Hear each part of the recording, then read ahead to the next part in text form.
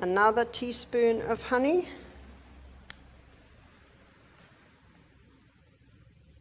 Needs 2 hands.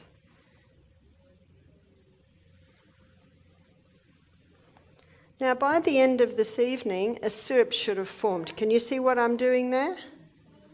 Now I'm putting another layer of onion.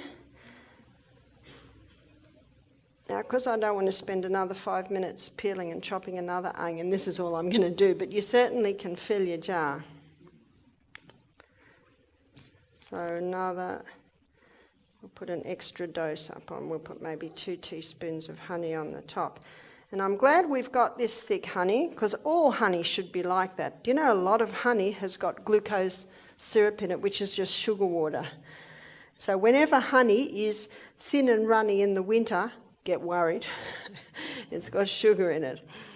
And my children used to put honey on their porridge, and, you know, they dig it out like candied honey, but as soon as it goes in the porridge, it melts. So can you see that? It's a great illustration because the honey's quite dark. Now, that honey's just sitting there with the onion, but in about an hour, you'll see a syrup formed. Now, this is a cough mixture, and if someone's got a bad cough, they can have a teaspoon of that 3 times a day, or a child could have a half a teaspoon 3 times a day. So if your child's coughing very badly, give them a teaspoon of onion syrup, chop up the onion in 2 plastic bags, wrap it on their feet and put them to bed. They should and you should have a nice sleep that night. So that's another thing that you can do with the onion, is the onion syrup. Now, a member of the onion family is garlic. And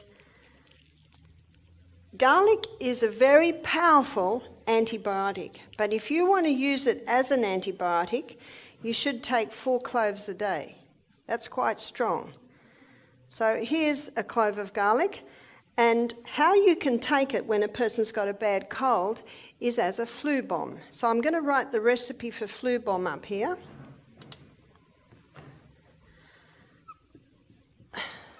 So flu bomb. And when you taste it, it'll seem like you've just drunk a bomb. Garlic. Now, someone loves garlic, they might have 2 cloves, but approximately 1 clove.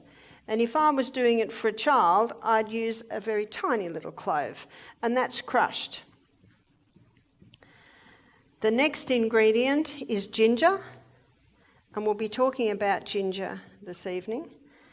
And this is about 1/4 teaspoon, and that's finely chopped. So they're the first 2 ingredients in the flu bomb. The third ingredient is the juice of a lemon. It's usually 1 lemon juice. And the next ingredient is honey, and usually 1 teaspoon. The next ingredient is eucalyptus oil. Or you can use tea tree oil, 1 drop, that's it. And the next ingredient is cayenne pepper. And we'll be talking about cayenne pepper later this evening. And I'll just leave that one free because for some people it's a light shake.